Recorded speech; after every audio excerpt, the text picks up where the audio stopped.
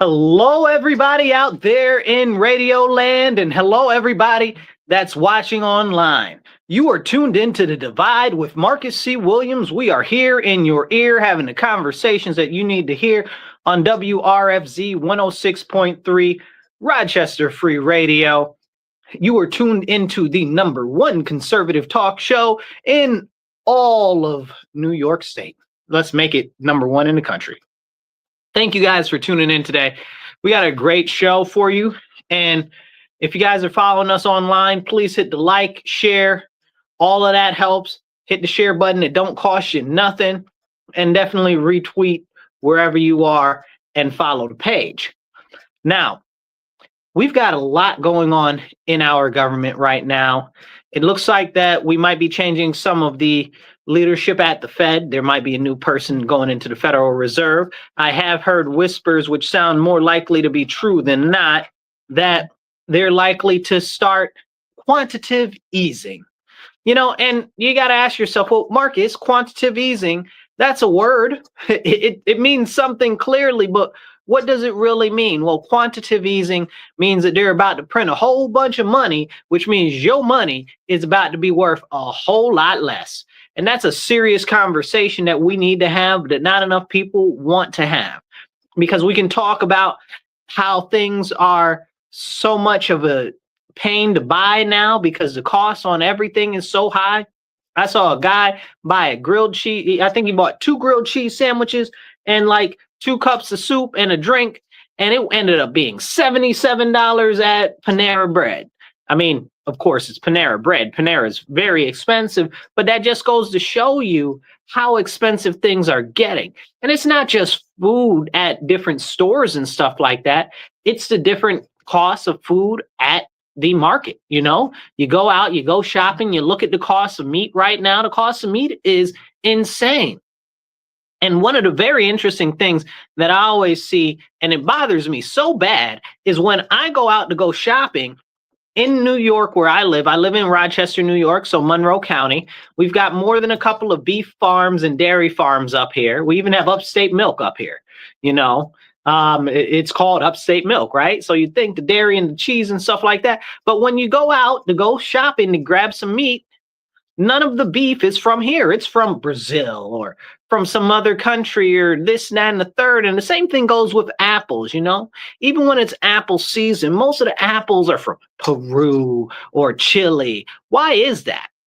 Why is that? Can we have a conversation about how it impacts us locally not to be able to buy food that is local in our region? If we are supposed to be making our economy something that is not just self-sufficient, but that is self-perpetuating and keeps money in our own communities so we can enrich our communities instead of sending money overseas and stuff like that, we've got to get this under control.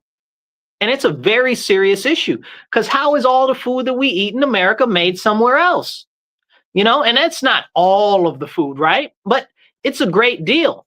It's a great deal. And then you look at who owns the different food companies. They're owned by Chinese. They're owned by other countries. First of all, I don't want the Chinese owning any food because they hate us. They want to kill us. They want to take over the United States and topple the evil empire. You know, they're no better than Iran. They want to get rid of us. You know, but can we have that serious conversation? And it's a serious conversation we really need to have, because this goes into the cost of a lot of other items, right? So you think about it. You've got 2 issues with food not being local or materials not being local to either your region or to our nation.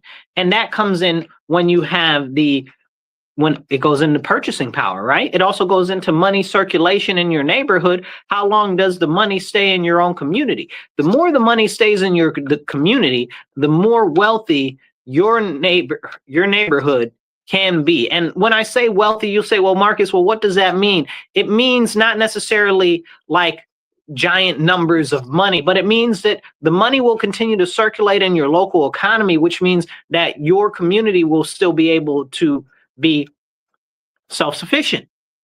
It means that you're more likely actually able to build some wealth or to retain some wealth. But we can't have those conversations because perish the thought we actually purchase the goods that are made in our country. And with this administration that we have currently, with the Trump administration, we do have a benefit where they're trying to actually reshore a lot of the different production of goods and stuff to our nation. But a lot of these companies are telling us out of their mouth that for a lot of the highly technical jobs, like for these different manufacturing plants, for the cars, for the silicone wafer chips and stuff like that, those are computer chips, for all of these different things, they need more people. But we don't have an education system that has built the necessary quality of education into the platforms for education so that people can actually get these positions in these different jobs that are actually here now. So what do the companies do? Well, they only really have two options. They can either A, hire out to other foreigners in other countries, or B, they can automate. And we're seeing automation take a center stage right now in our economy. And I believe that people are not focused enough on everything that's going on with automation. Because if we're going to talk about what affects us as Americans, we have to talk jobs. We have to talk services. America is a consumer-based economy. But when you're a consumer and you don't have any money to consume, hello, you can't buy any goods if you don't got any money, right? So this is a concept that we need to get back to understanding. If we're going to be a consumer economy, our people need to have the money to buy the products that we make. Most of the products here that we have largely are made by foreign places, and because it's cheap labor. So they send our jobs overseas. And when the jobs go overseas, that means that there's less money circulating in our economy inside the US. And that means that the products are coming back here. And when the products get back here, well, where are the jobs for the people to buy the products that are made? You understand what I'm saying? This is a serious conversation we need to have. Hit the like, hit the share button, drop a comment, and let's see about making this happen so we can have a serious conversation about this and many other things. Be part of the conversation. Hit that thumbs up button and hit the retweet button. It don't cost you nothing. Now, there are many things going on throughout the world right now that are impacting us as a nation that we don't see because the news doesn't cover it. We don't see that there are riots and fights and pushback in European Union right now. We don't see what's going on over there. Well, Marcus, why are there fights and stuff going on over there? Well, let me tell you, because the continued expansion of their surveillance state has gone far too far, and people are starting to stand up and push back. But they don't want you to know that that's going on over there, so they don't cover it in the news over here, because they know that if you saw what was going on over there, you might get a good, bad idea, and you might decide that you want to stand up too. And of course, they couldn't have that possibly at all. Right where I live, the other day, our sheriff just announced, oh, we're going to network the drones and the license plate readers and the cameras and everything together. And we're going to automate everything. And there's going to be AI and everything. It's going to be monitoring you all day and everything. And people are out here celebrating like, yay. And I'm like, are you daft? Does your brain not work so well? Do you hear what this guy is saying? And I don't have any issue with him, but it's the whole concept of increased government surveillance that people need to be on the watch for. But people aren't. And it's terribly tragic because we as citizens are losing out on our freedoms, on our liberties. And, people talk about things like the Fourth Amendment, and they talk about illegal search and seizure, and they talk about this, and they talk about this and that and the third. Well, who's to tell the government what they can and cannot do? If you're going to say, okay, well, the government can surveil me all the time. That's not okay. I was just at a place earlier. We were talking about this concept. They talked about it a little different. I didn't really like the way they were talking about it because they were downing conservatives and Republicans and trying to blame them for a whole bunch of stuff without giving any credit to the Democrats for all the destruction that they did in relation to the criminal justice system. Now, I'm not going to really dive into that today. That is a great topic for another time on how the Democrats really ramped up the whole issue with the criminal justice system. And they try to say, oh, well, it's the Republicans, but it's the Democrats the whole time. It was the Democrats the whole time. But I bring this up because they were talking about how, oh, now some of the people that own the different companies and stuff like that do the prisons and stuff like that are moving more towards parole and probation. Well, where I live, we don't have any parole and probation. They just let all the criminals out and run wild and carefree while the citizens suffer, and more people are attacked every day and more people suffer every day and nobody does anything about it. But, it's like it's okay. It's like it's okay.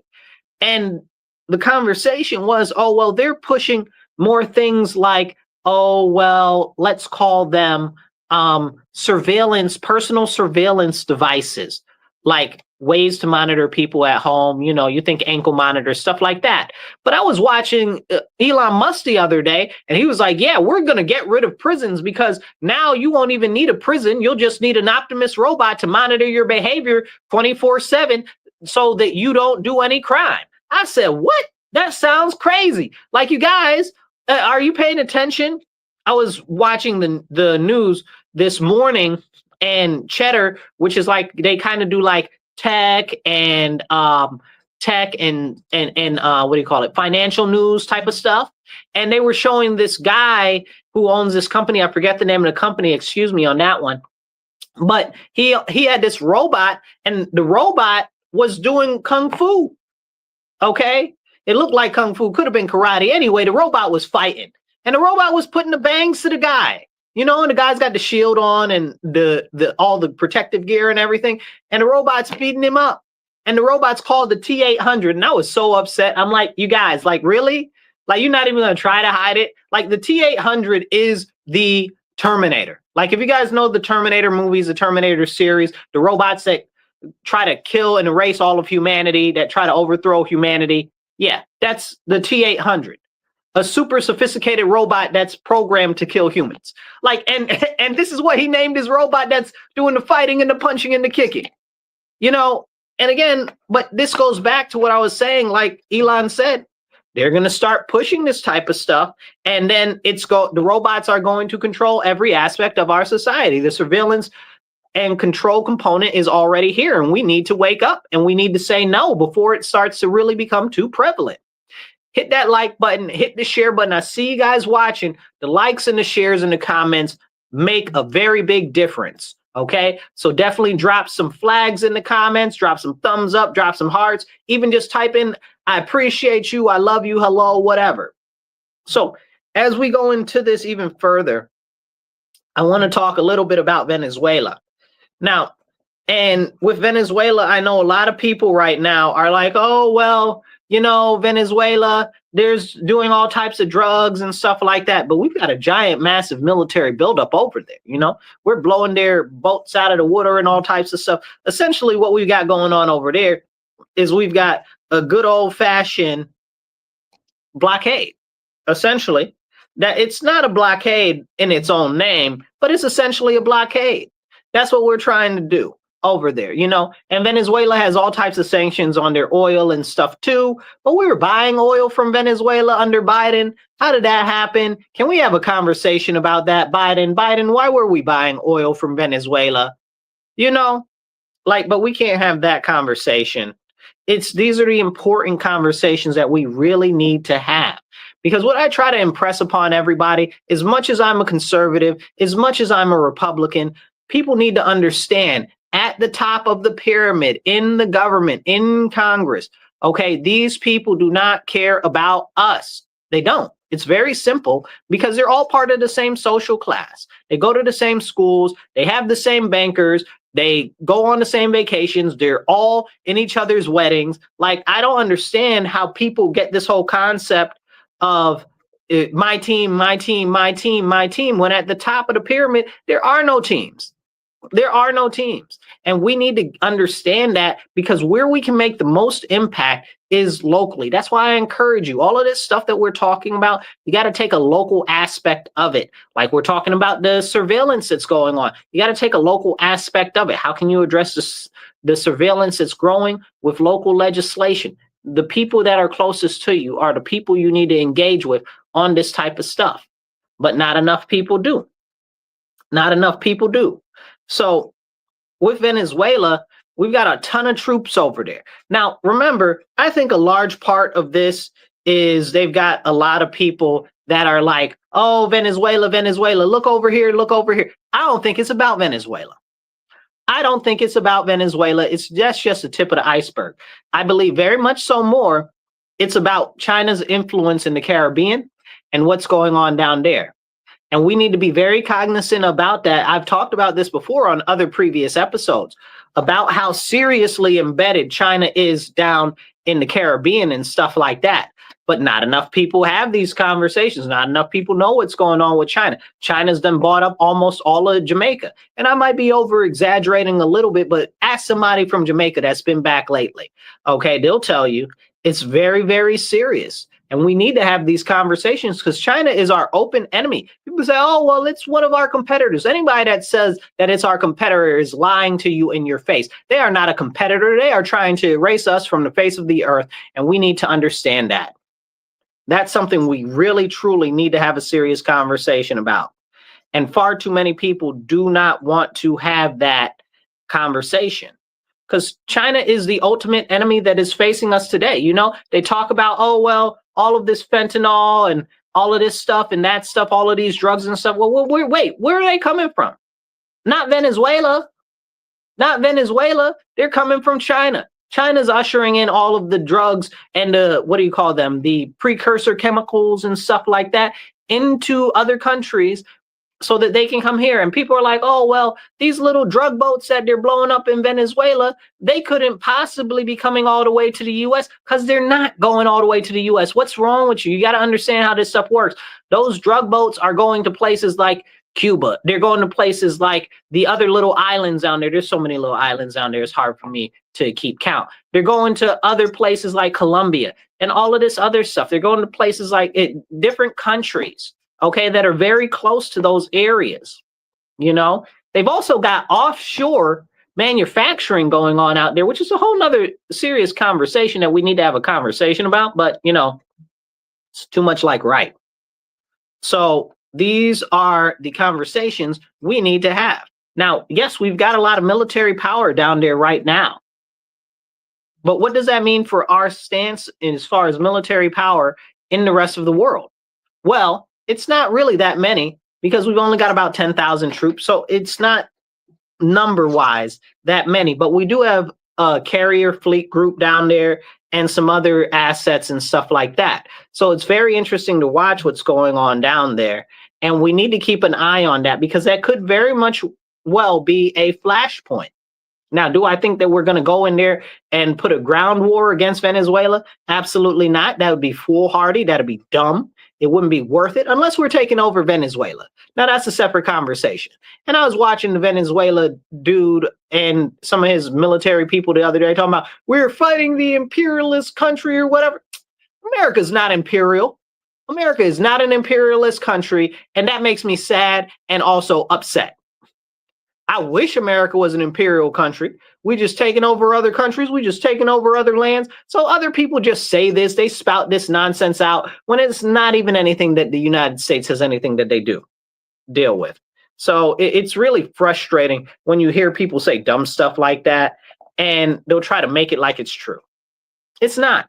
America's not an imperial nation. Now, maybe we want to flex our muscle a little bit through military and financial warcraft, but we're not an imperial nation. We're not taking any territory or anything like that. The most we'll do is we'll support somebody that is a puppet dictator, which again, I don't agree with any of that. I don't think the U.S. should be doing any of that. If we're going to be involved in any other country, we need to be taking over the whole country or we shouldn't be involved at all. If it was up to me, we wouldn't be involved in a lot of things because we're not taking that over.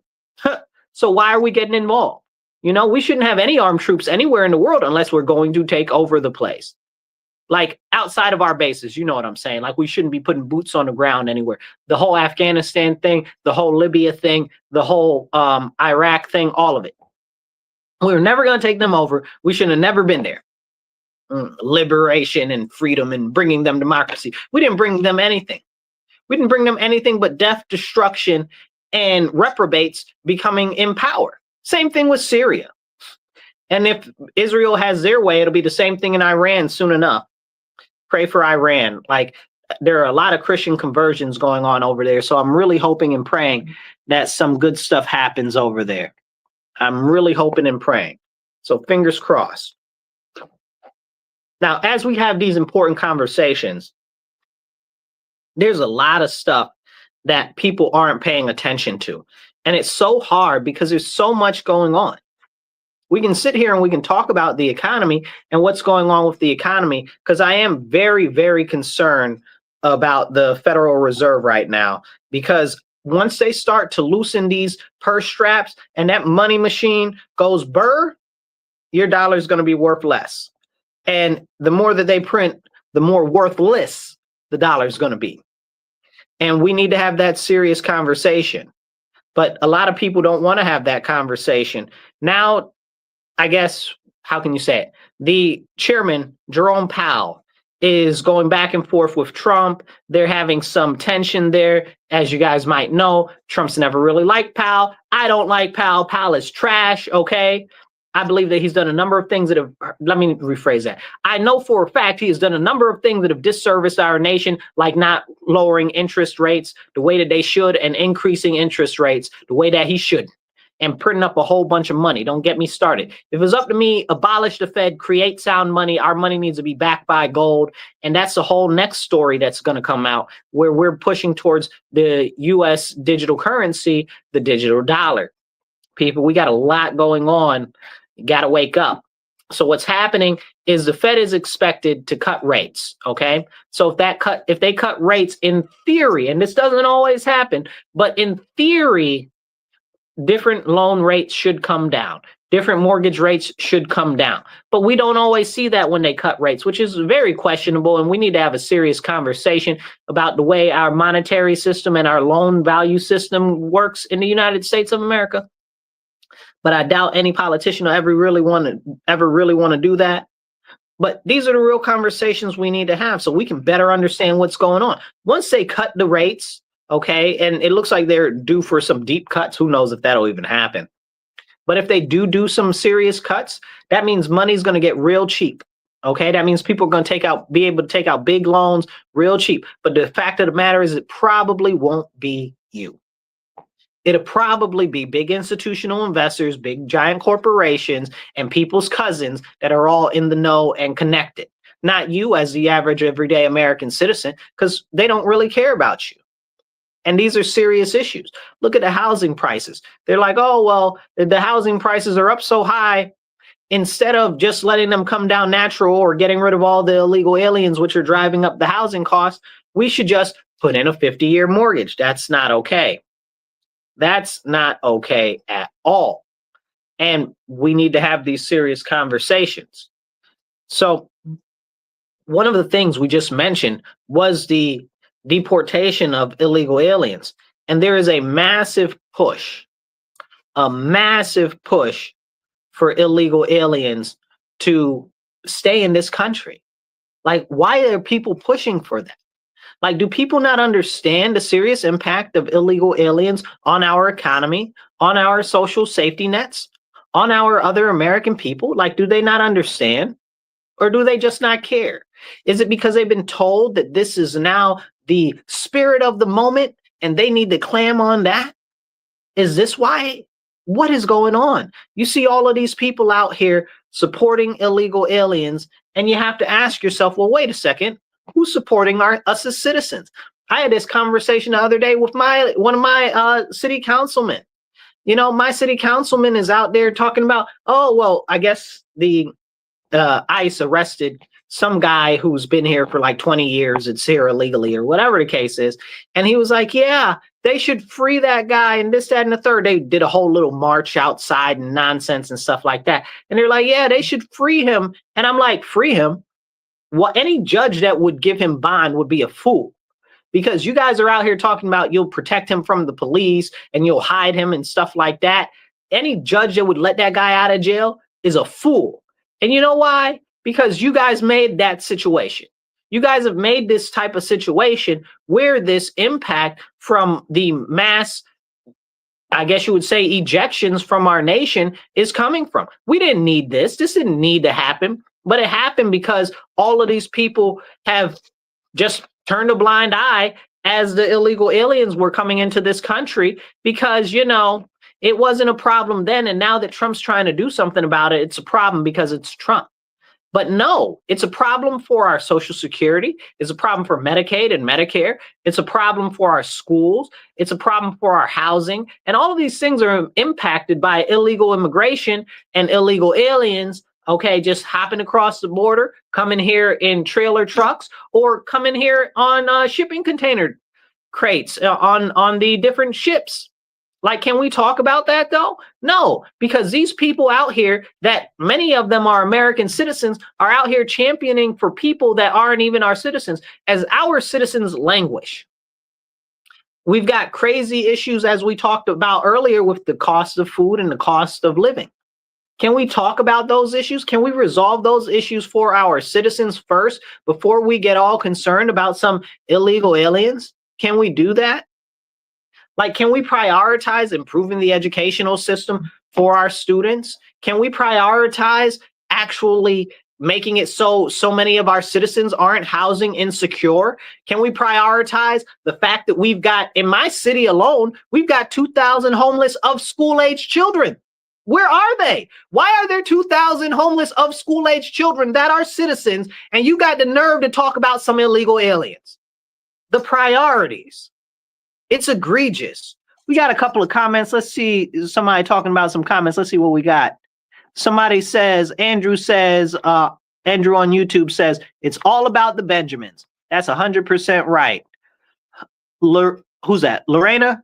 Lorena says, guys, stand up and stand up. Amen. We got to stand up, and we got to stand up now, because I don't think people take seriously enough how this illegal alien situation is, right? And they'll say, well, nobody's illegal, because it sounds catchy and it sounds nice and it sounds sweet, right? They'll say, oh, undocumented people are nobody's undocumented. It sounds nice and it sounds good. Oh, this is a nation of immigrants. Don't hit me with that one, because we're going to have a serious problem. We are not a nation of immigrants. Don't start me with that nonsense, okay? Just so that you can try to justify some nonsense. They do that type of stuff with Christianity too. They'd be like, oh, well, you should love everybody because you're a Christian. You don't know anything, the first thing about Christianity. Shut your mouth. You understand what I'm saying? Like, these people crazy. They just say whatever sounds good to justify their nonsense, and I'm not with it. But the fact of the matter is we need more people that are going to stand up to this nonsense, and not enough are doing it right now. And because not enough people are doing it right now, more and more people say, oh, well, it's not a big issue. It's a big issue. And I'll tell you why right now. Why is illegal immigration a big issue? Because it affects you on every single front, especially social safety nets. We just had a whole bunch of people complaining about, oh, well, they're going to cut off these services for food stamps and SNAP and all of this other stuff, cash assistance and all of that. Really? That's a problem for you? Okay, bet. Let's talk about those services. Well, do you know that a disproportionate number of illegal aliens are using those services? No, you don't know that? Why don't you know that? Because the Democrats for years have been telling us that they're not taking those services at all. But now all of this sudden, now that they got cut off, and now that they're talking about, oh, people are going to reapply, they're like, oh, what about the illegal aliens? They need the services too. No, they don't. No, they don't. They have their whole own country. We got people that are struggling here. Where I live, we got about a 60% housing insecurity rate. We got a 53% food insecurity rate. And you got the nerve to tell me about some illegal aliens, and our city is a sanctuary city for illegals? Come on now, stop it. Don't play in my face. And our elected officials care more about them than they care about us. And this is the serious issue. This is the serious issue, because we can't have these conversations, because right now they're trying to make evil seem good and good seem evil, and they'll call it right to its face, and they'll say, yes, good is evil and evil is good. Don't protect yourself. Don't care about your nation. And this is crazy to me, right? Because the Bible will tell you about this. The Bible says that they'll say there'll be an age where they'll tell you that evil is good and good is evil. And that's crazy because this is what we hear right now, And I'm not going to say that this is the end of times, but it definitely is being positioned to look that way to a lot of people. And I want to say it's Isaiah 5:20, maybe. I think it's Isaiah 5:20.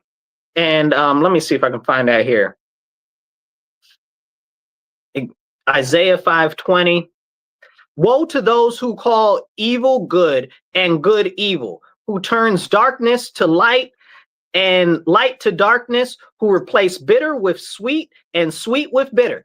Isn't that right where we are? Isn't that right where we are right now? That's about right where we are right now. And this is kind of crazy because we can't have these serious conversations because whenever you try to take it back to the Bible or something like that, you're like, oh, you're pushing your religion on me. You can't talk about religion. But our country was founded on biblical principles. And that's why it's very much important to talk about these issues. But can we, though? That's the real question. Can we talk about what's going on?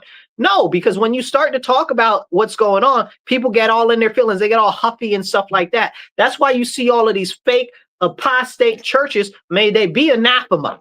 Okay, you see them out there with all of this rainbow alphabet nonsense going on, carrying on, telling people that, oh, it's okay and love everybody. All of this nonsense and this hippie Jesus bull jive. That's not what Christianity is about.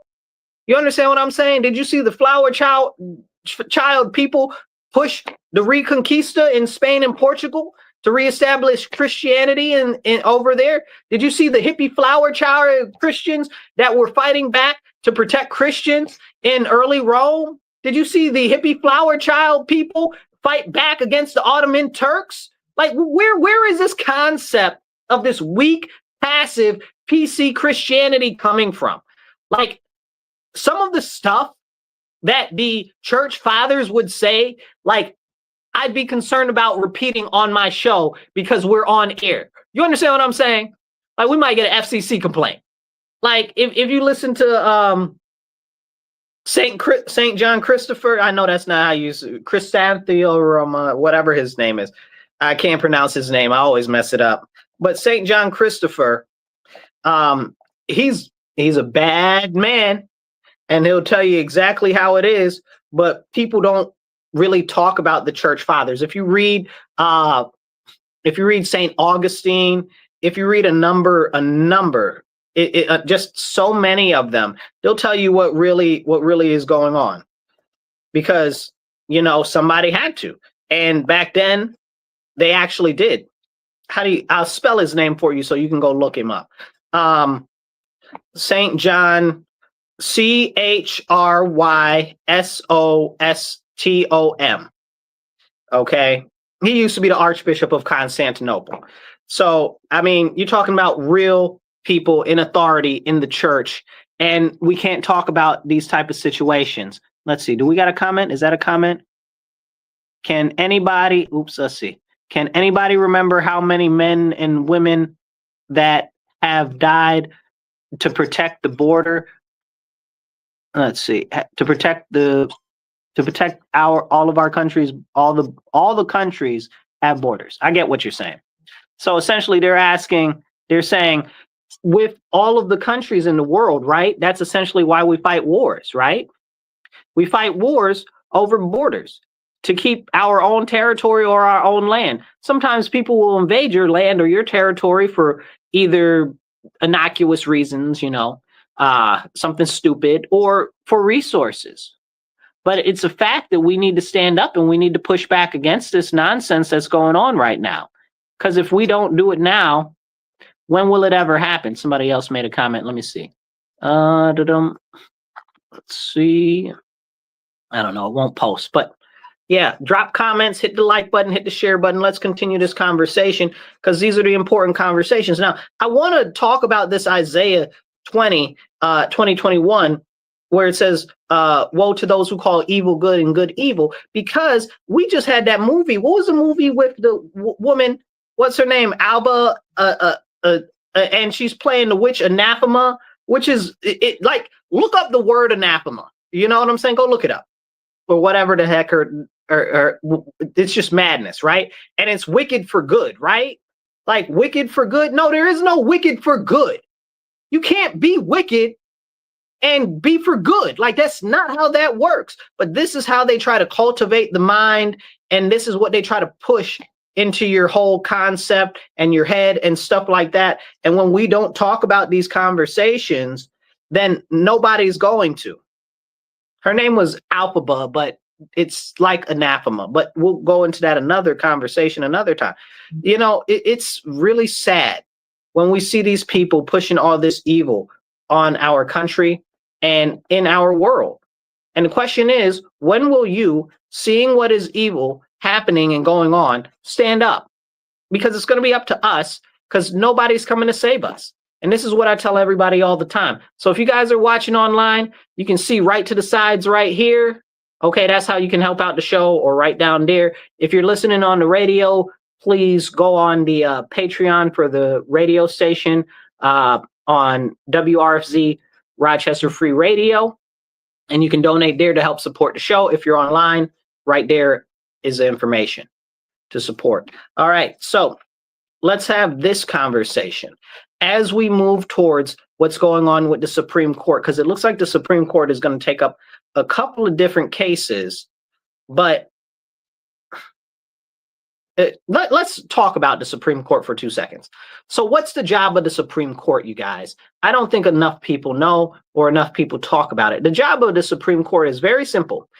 Is it in the Constitution? If it's not in the Constitution, kick it back to the states. But what we see is we have the Democrats far too often say, oh, well, we want the ruling this way because it's what makes us feel good on the inside, or it's what is ever morally virtuous this week. No, that's not what the Supreme Court is based on. It's based on the Constitution. Is it in the Constitution? No, it's not in the Constitution. Kick it back. If it is in the Constitution, they adjudicate it. Okay? And this is what the important conversation is. So, but nobody wants to have that conversation, because you hear the Democrats on, oh, we need to stack the Supreme Court so that we can get the votes our way, the way we want it. That's not how the Supreme Court has been set up. It's not, and it's a problem. It's a very, very, very serious problem. You guys, it's very frustrating to watch what's going on over and over again, and the crazy stuff that's happening in our nation. How these Democrats say that they're for all of our institutions, but really they just want the institutions to do what they want them to do. And that's a serious, serious problem right now. So if we don't pay attention as citizens and speak up and speak out against these issues, nobody's going to. You guys, Congress is a do-nothing Congress. We just had Tim Burchett the other day. I saw him doing an interview, and Tim Burchett, he's in the House of Representatives. Love that guy. Don't always agree with him a lot, but love him nonetheless. But he was like, yeah, man, he's like, Congress doesn't do nothing. The Republicans don't do nothing. The Democrats don't do nothing. They're all just towing the line. They're all just there to go along to get along. It's so serious.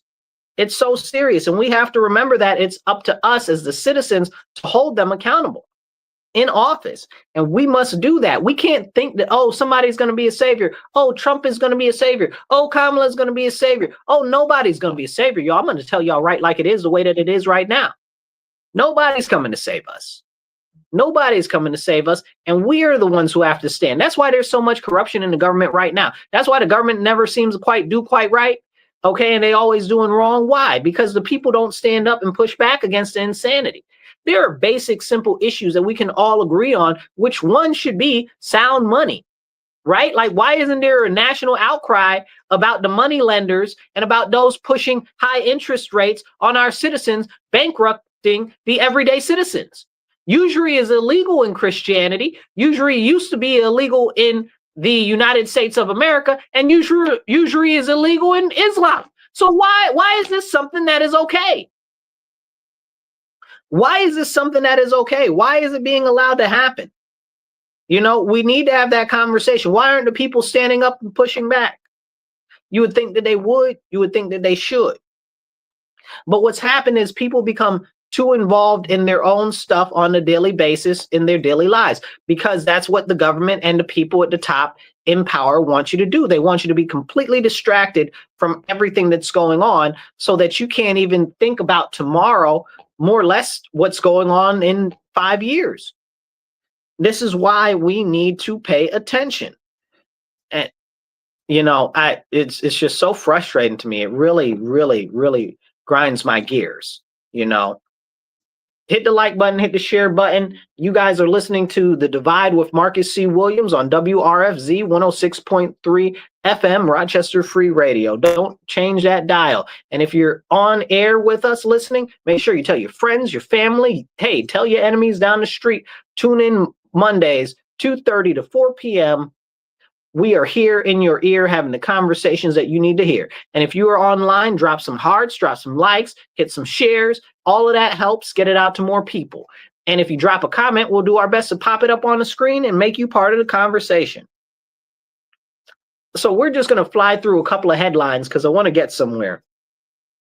So if you guys saw the other day when there was a bomber, right? I don't even know if you call him a bomber. Nothing blew up, right?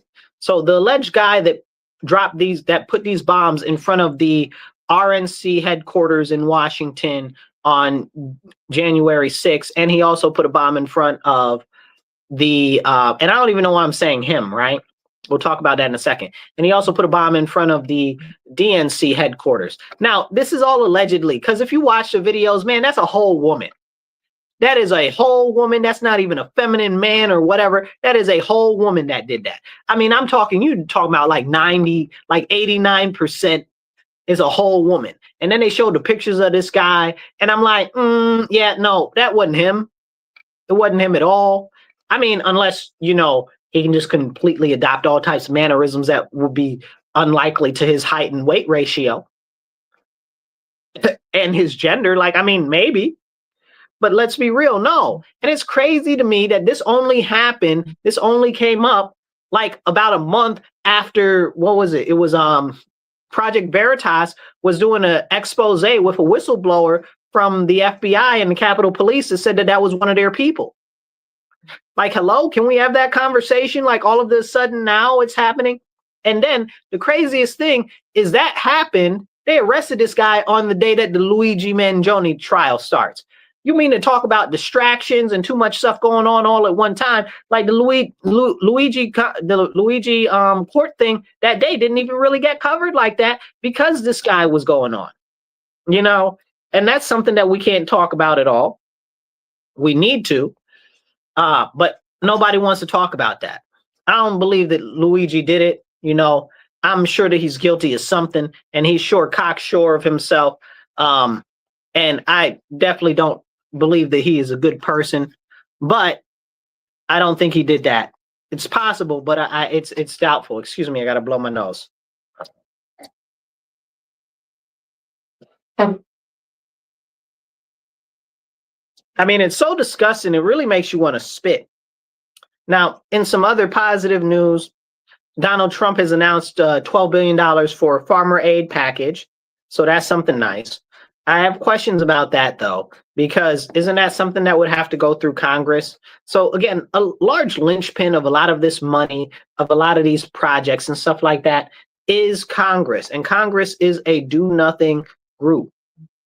So we really have to talk about these conversations. So the $12 billion will be through the, the Farmer Bridge Assistance Program. So that'll be interesting.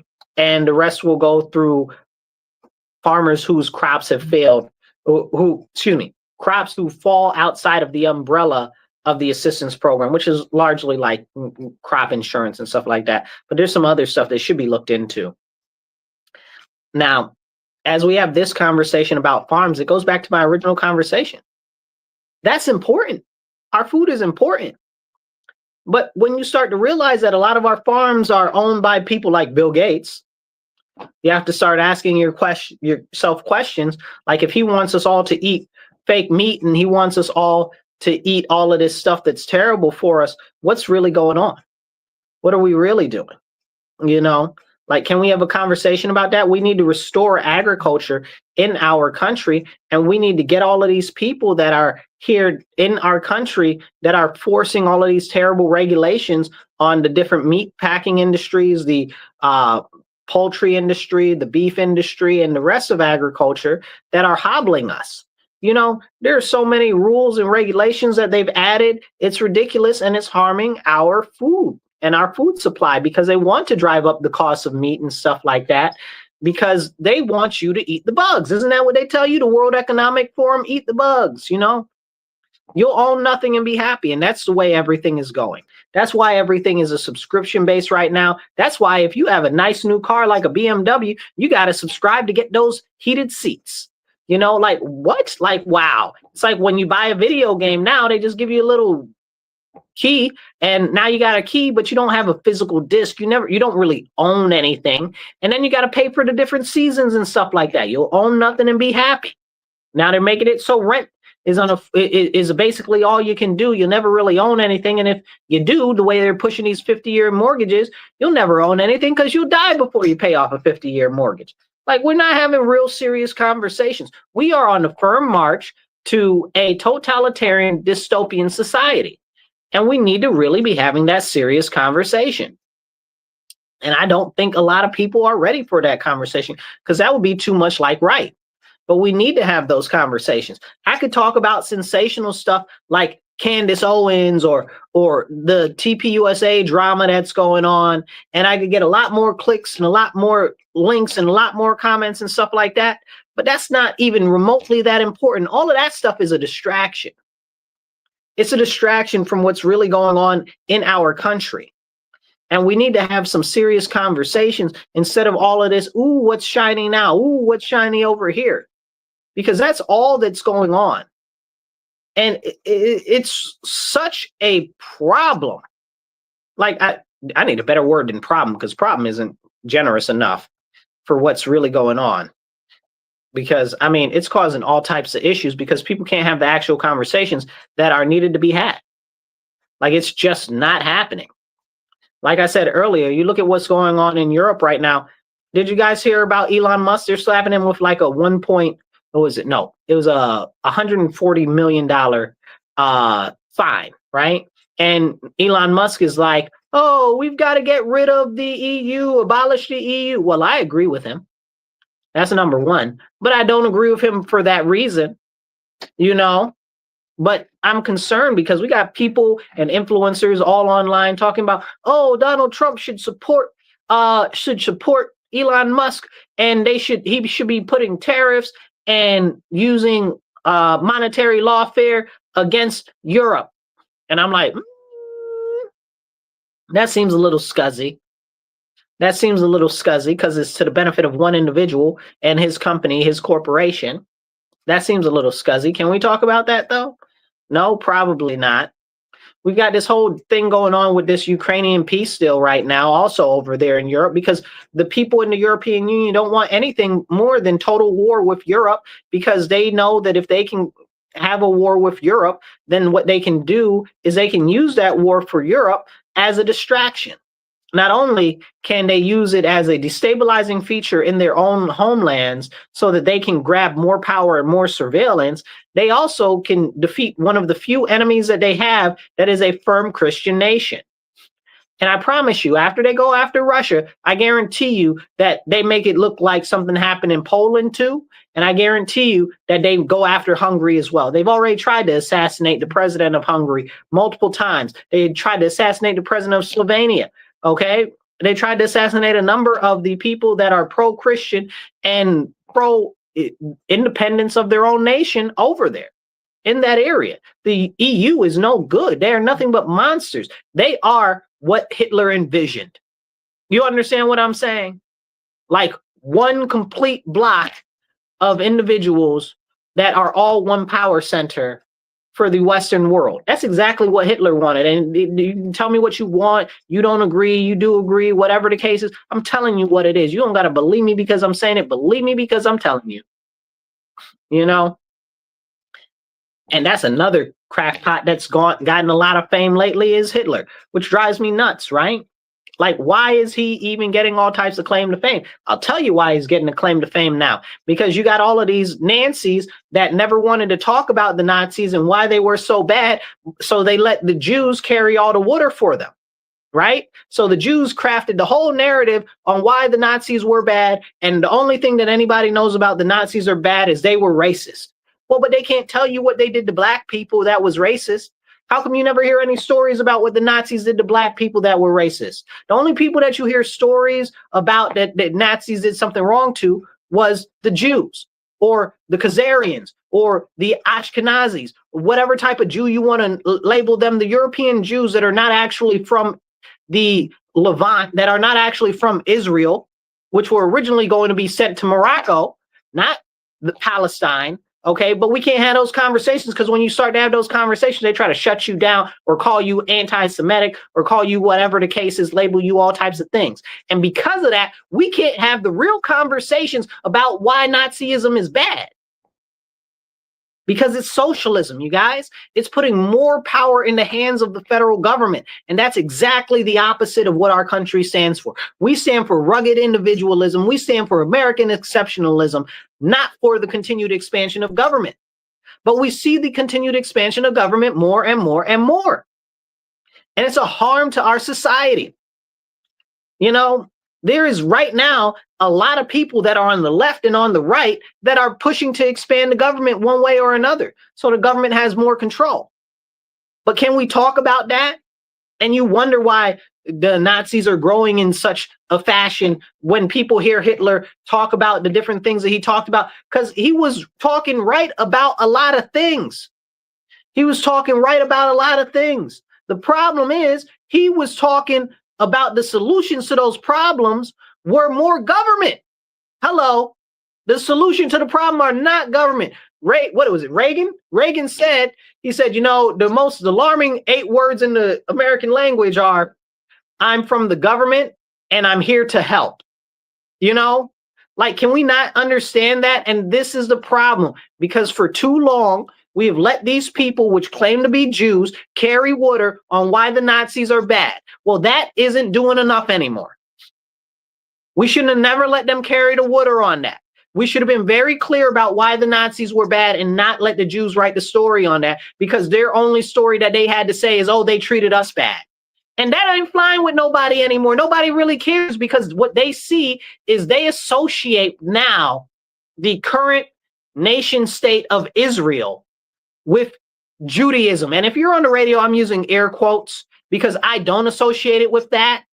And that's a problem, because most of the people there are secular anyway. They're not practicing Jews like we would think, or they're Talmudic Jews, not actually real practicing Jews, which is a whole separate conversation. When you out there practicing the Kabbalah, and the Talmud and the, what's the other one? I forget it. You're not really practicing the ancient Hebrew religion. Like, come on now. But again, most of these people over there are secular, right? So we need to have that conversation, but you can't, because the second that you do, you're anti-Semitic. So we can't have the real conversations that need to be had. And it's a problem. I'm telling you right now, I'm watching a rise of people associating with Nazism. And I shouldn't even really say Nazism. I should say Hitler himself, right? Okay, Mr. Mustachio, but you can't talk about him because they'll silence you. They'll downplay your video or whatever the case is. But if we can't talk about him, we can't explain and express why he was wrong. What was going on after World War I, right? After the Weimar Republic fell, what was going on that led to the rise of Hitler? Well, the economy was in tatter. People were suffering, right? Why? Because of financial issues. Why were they suffering? Because of financial issues. Because of the loans and stuff that they had to pay back for all of these reparations that Germany had to pay to all of these other countries for a war that Germany didn't even start. They were only upholding their what do you call those? Treaties, right?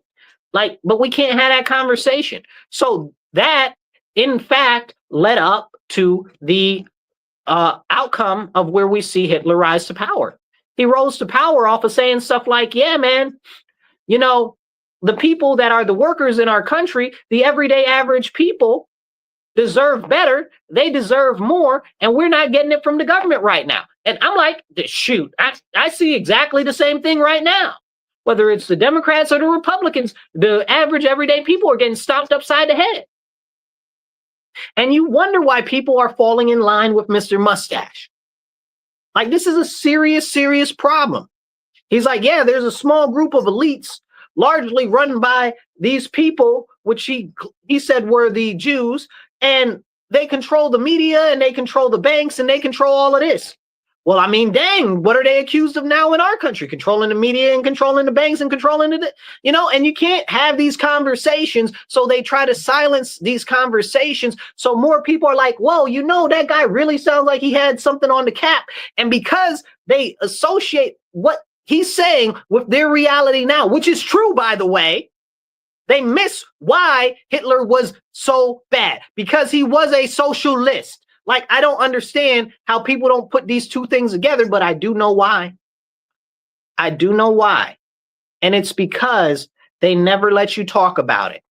And they've continued to let these Zionists, that are pushing to bring about the apocalypse, to usher in their Messiah, which is nothing more than the Antichrist, and you look at what's going on right now. People were starting to have, they call it the great noticing, right?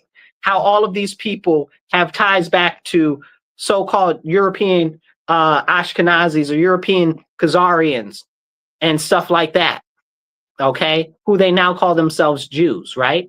Which we know are not the DNA-based Jews that were from the land in the Levant, in Palestine. We know that. Like, there's no second guesses about that. But we know that. And the problem is now you see all of these people tracing all of these issues back to these people, which are from this area, which are from these banking families and stuff like that. And it's a very serious issue, because if we can't talk about it and people are seeing it, there's an undertone there that's very problematic. And if you can't speak about it, people get upset. If you can't question it, who are you really in allegiance to? And we see that on the rise right now. And as that started to rise and people started to notice, what happened? All out of nowhere, all of a sudden, bing, bang, boom. Now it's the Muslims. Now the Muslims are the problem. And now all of the 7K mafia people are out there talking about the Muslims and Islam. They even got this cosplaying fake Christian named Jake Lang out there running around in Michigan causing problems. Talking about he's burning the Quran and he's fighting for our country and Christianity when he's not even a Christian. Hello? Is this thing on? Maybe I need to tap it to make sure. He's not even Christian. He's Jewish. Like, are we serious? Like, and he's playing in our face.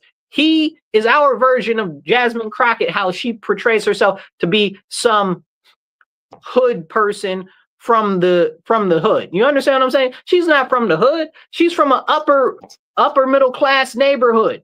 She's got her law degree. There ain't nothing hood about that woman. She don't know what the struggle looks like.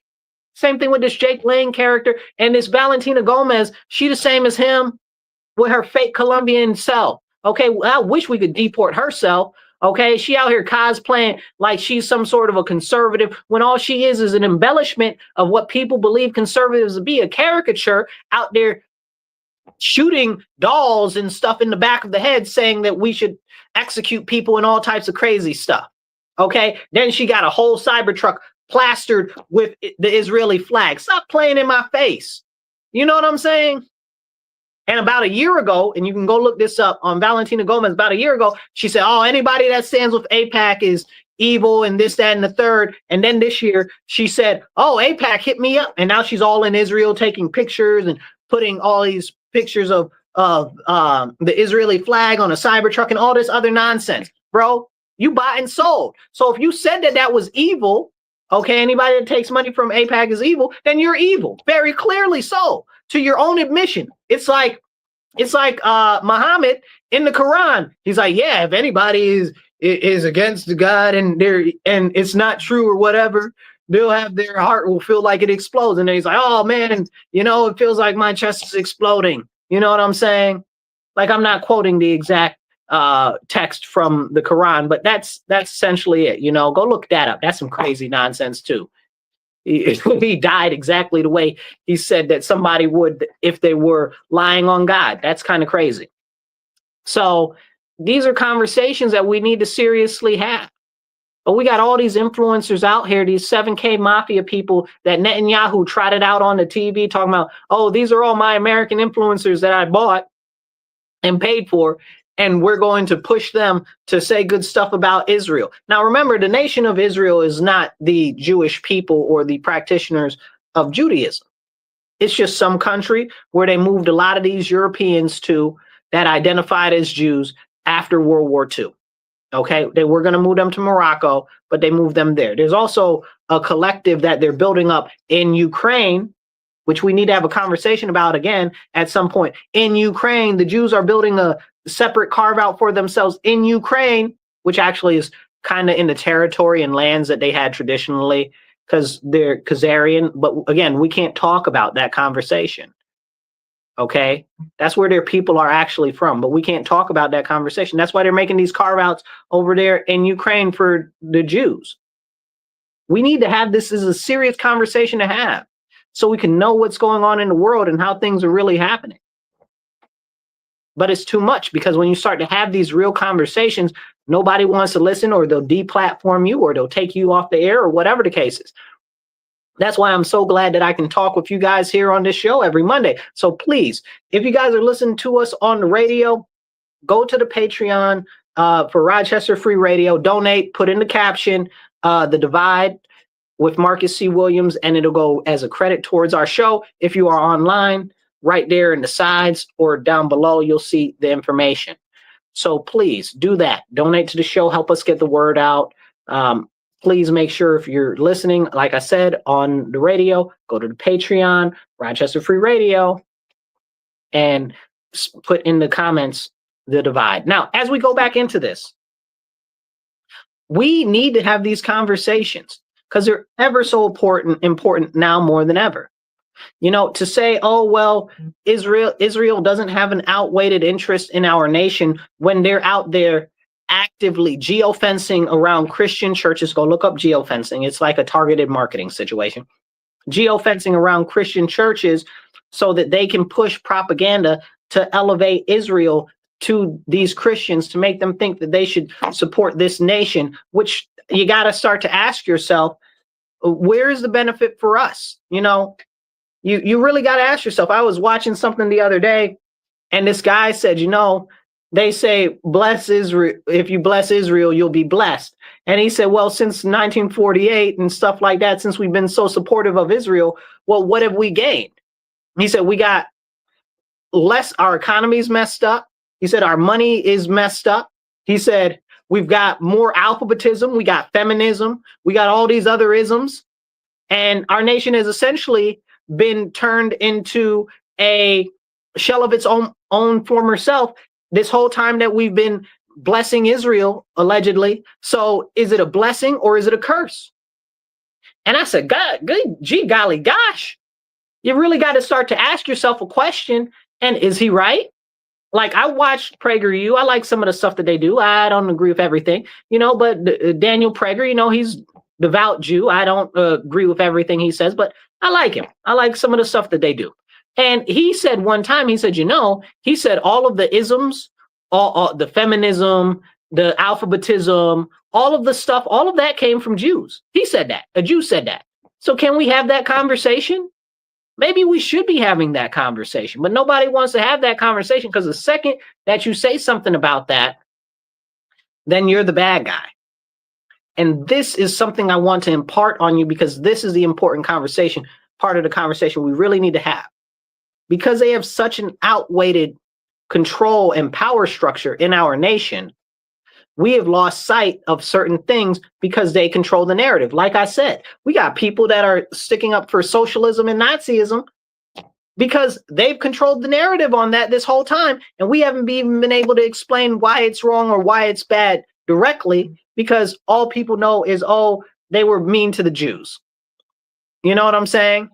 That's it. Well, guess what? Most people aren't Jews, and they see that the Jews don't really care for them. So this is a problem. This is a problem. So the old concerns where they tried to say, oh, well, we were the victims of this and that and the third, that's not working with the people anymore. The people aren't trying to hear that anymore. And because they're not trying to hear that anymore, now we can't even get them to understand why National Socialism is a problem.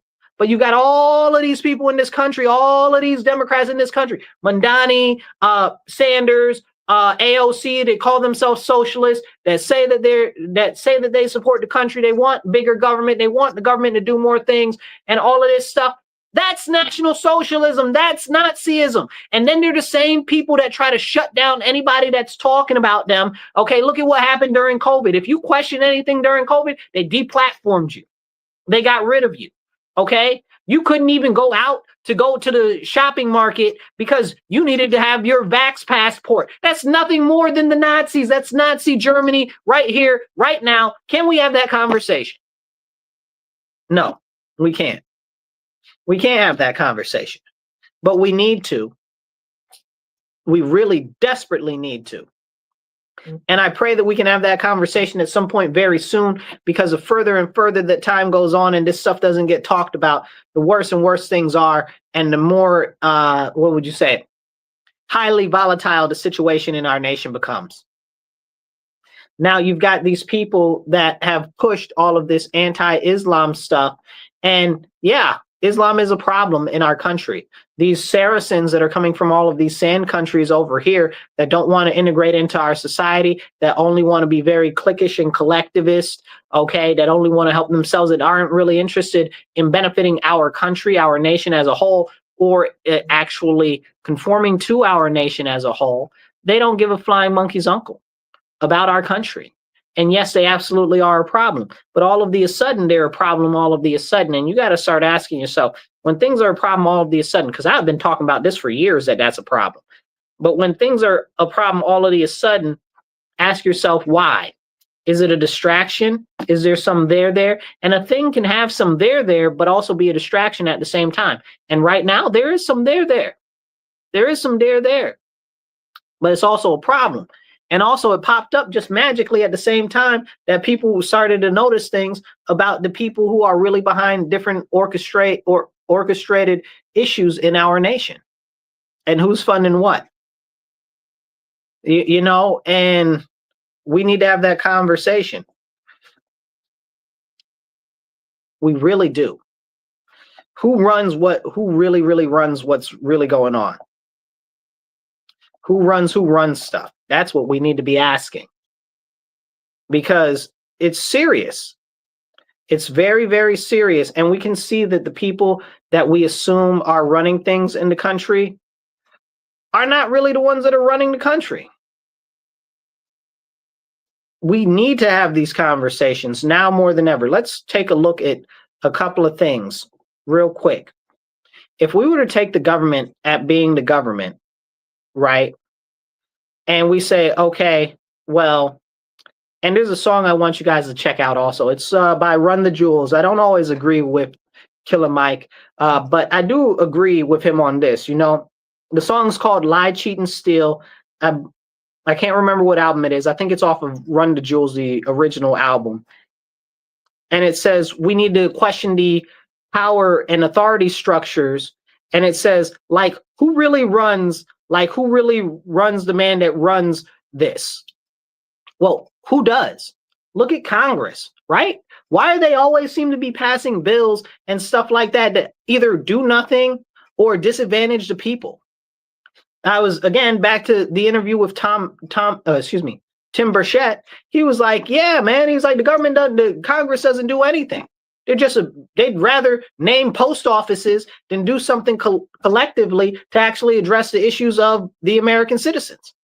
Now, this guy's in Congress. He's telling you what time it is. Okay, you got to listen or you don't listen. You know, you pick. But it's very serious. We also have a number of other things and issues going on around the world right now, and I don't think a lot of people even know what's going on in places like Mali or Benin. Okay, both of them just had coups.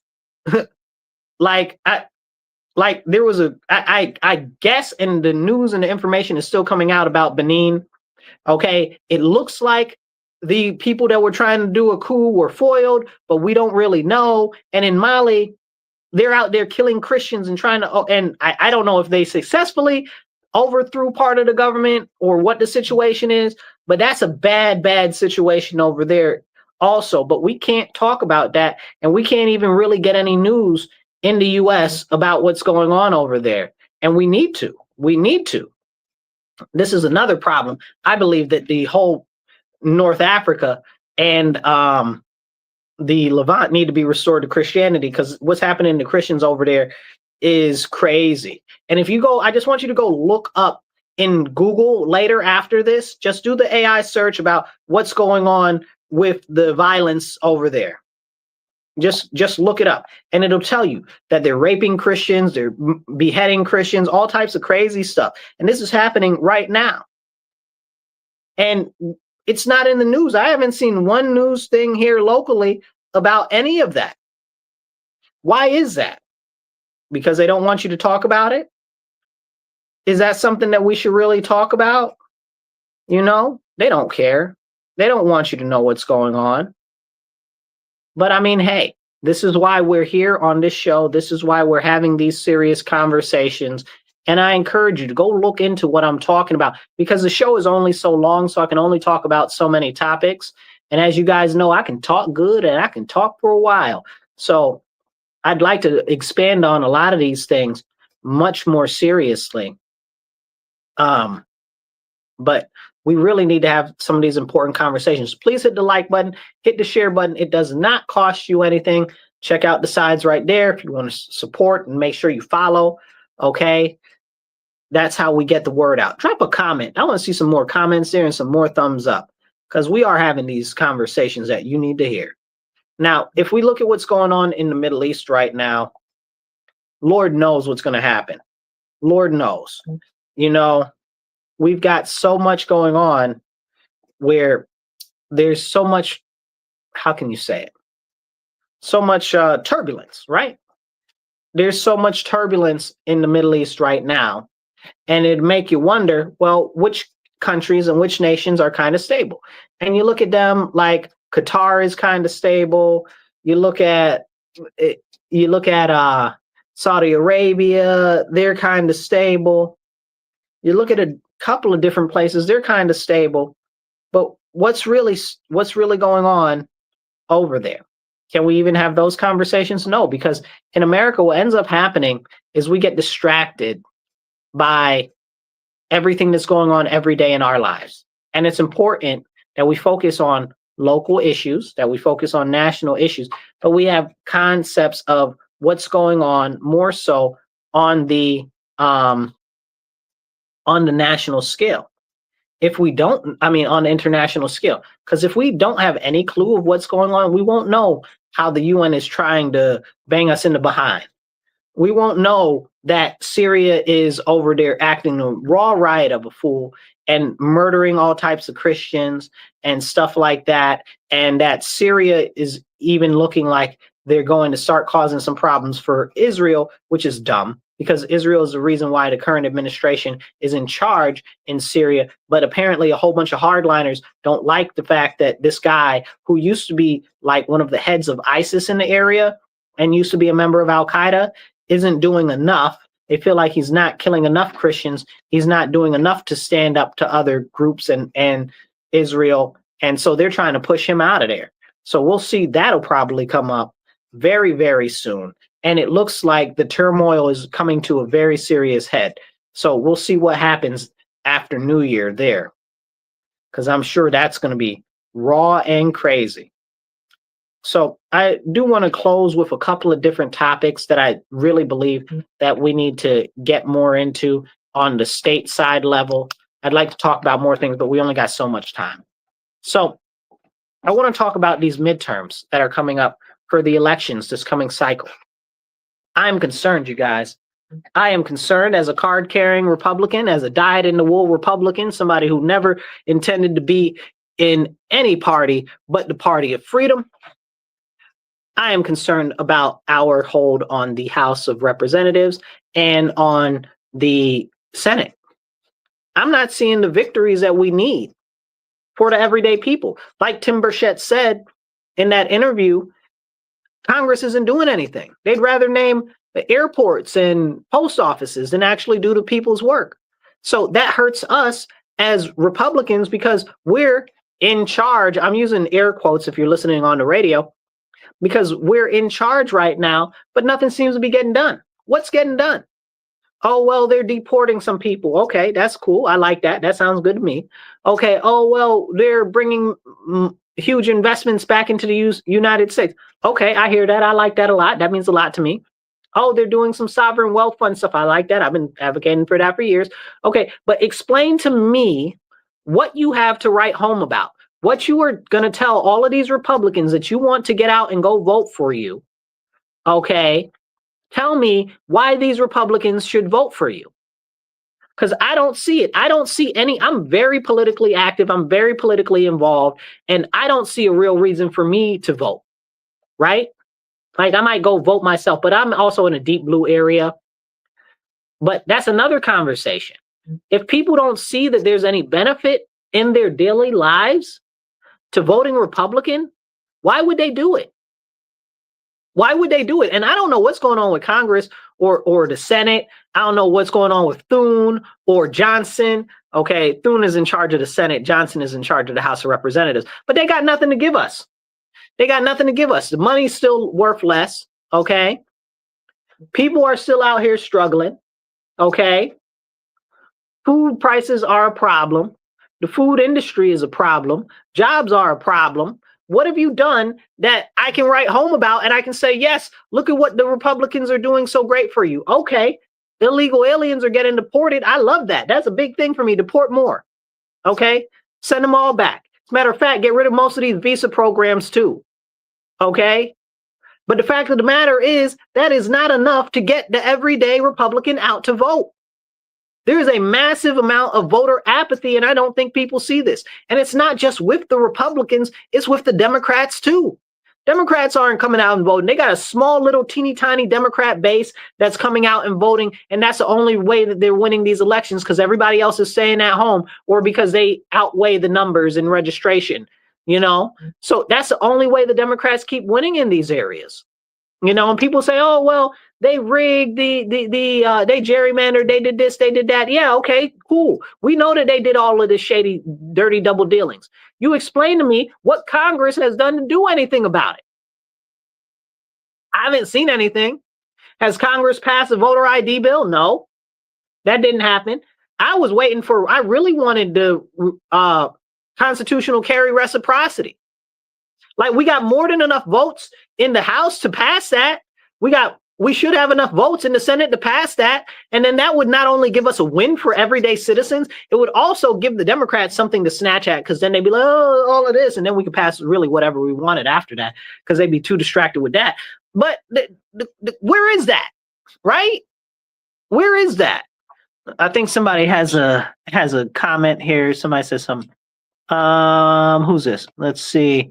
The Nightman cometh. It says, it's pretty well known that the founders of this country were Freemasons in France during the Revolution, blah, blah, blah, blah, blah, blah, blah, blah, blah, blah, blah, blah, blah, blah. Nonsense. Somebody talking about a whole bunch of nonsense. You got to be more specific when you commenting like that. If you want to go off on a whole diatribe, don't do that, please. Because it's too hard to address a whole history lesson with everybody on air. Okay. But yeah. So this is a serious, serious problem and a serious, serious issue. We just don't have the wins in the House of Representatives or in the Senate to show us that they're doing what we want. Where is it? Where is it? Okay, you tell me where it is. Where is my constitutional carry reciprocity? I want that. That's a big thing. I figured that they could get that done. We got the votes, you know. It's something that we all pretty much agree with. The Second Amendment is strong and we need it, you know. You can get a whole bunch of support from blacks and Latinos on there for that too. Like, are you stupid? Like, why wouldn't you get that done? Like, why wouldn't you get that done? Like, that would be a major piece of legislation to get done. And they're bumping around talking about, oh, well, we're going to do something about the medical and stuff like that. Nobody cares. You know, and I want to say that very openly. Everybody that's going to get on the comments and get mad, be like, oh, we care about our Obamacare and stuff like that. No, you don't. No, you don't. That is not a voting issue. It should be, but it's not. You know why? Because what's happened is these subsidies for things like medical and Obamacare and stuff like that have become so overburdensome that it's draining away all of our tax money, because the people that are in the medical industrial complex can charge whatever they want. They can charge whatever they want. So you say, well, why are your premiums going up? That's why.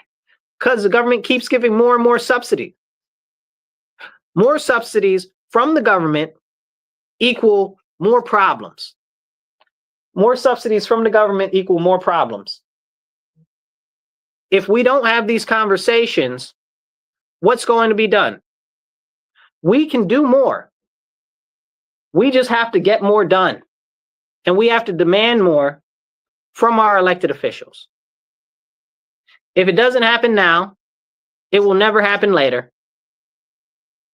And that's probably one of the most important things that we need to impress upon others. If we want Congress to do something, we need to focus on engaging our local congressional individuals. Okay? If you are concerned about the medical, well, you need to go look into why is the medical prices keep going up. But again, like I said, that's not a big issue, because we already have the substructure there, right? Trump's like, oh, we want to do these health accounts.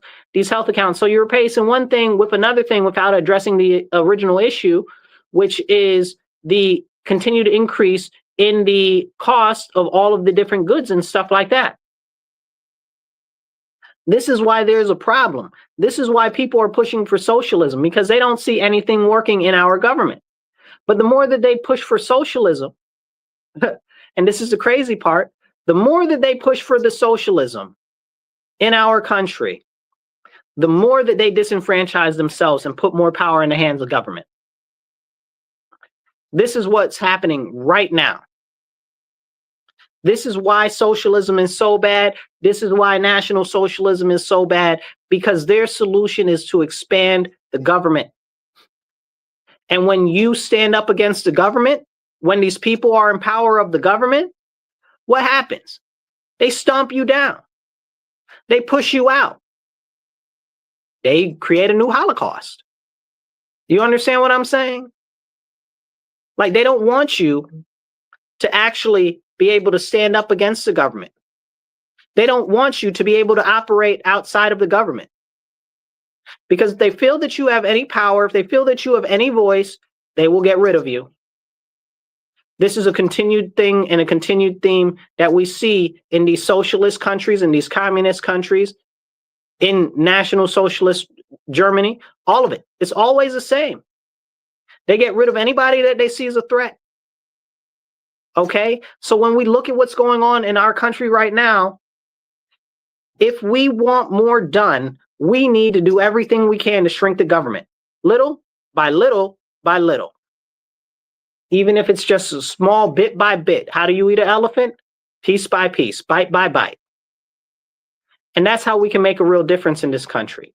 Pulling back power from the hands of the government. The more power the government has, the more likely it is to commit atrocities. The more likely it is to commit horrible, grievous acts against its people. We look at what happened in England, right? And you figure 97, they gave up their guns in England, and now they're getting arrested for preaching on the street or for praying on the street or even for their social media posts. You explain to me how that's not like Nazi Germany. Explain it to me like it's 5. What did they do in Nazi Germany? The first thing that they did was they took the guns. They took the guns. We're watching the same thing happen again. And the problem is we got all these people running around calling everybody Nazi, diluting what the actual Nazism was. It was far worse than what people think that it was, because we can't have a complete conversation on it. But we're going to find out, and we're going to find out fast. Okay? We're going to end up like Cuba. We're going to end up worse than Venezuela. If we don't stand up now, nothing will be done. Nothing will be done. Nothing will be changed. So I'm going to leave you with this. As we get ready to get out of here, I encourage you to see what the Republicans are doing, and hopefully you can vote for the Republicans in the midterm and encourage some other people to vote for the Republicans in the midterms, because hopefully after that we can get enough seats to do something. But I got to be honest, I don't really see enough to write home about. We got a couple months left. So before the election. So maybe we can get 2 to 3 solid victories that start to really directly show the people that there is some quality of life issues that they are addressing, and they are big wins. But if we don't get that, I fear very seriously that the Democrats take hold. And now the big difference between the Democrats and the Republicans right now in office is that we see that the Democrats want to push everything to the government immediately, and the Republicans just want to slowly push everything to the government. We got to stop it completely. We can't have any of this big government happening. It's against the founding core tenets of America. It really is. And this is the problem. Why? Why isn't anything being done? Why don't we see anything happening? Why don't we see more people standing up? The people that you see standing up are standing up for people that aren't even from this country. You know, we got people talking about, oh, these influencers are bought off by Qatar. They're standing for Qatar and stuff like this. We got people standing for everybody but the American people. It must be up to us to stand up for the American people, to push back and say, no more big government. We must shrink the government. Government has taken everything from you. We had 24-hour Walmarts and $5 foot-long sandwiches. You know, we had 24-hour gyms. We had a lot of stuff just in the last couple of years that after COVID was crushed. There was more hope then. And I pray that we can restore hope now. That's what I got you guys for today. Please go on this Patreon, Rochester Free Radio, and when you do the donation in the Patreon, make sure that you put the divide. I'll catch you guys later. Remember, stand up, speak up, and don't shut up. You guys be blessed and be well and stay strong.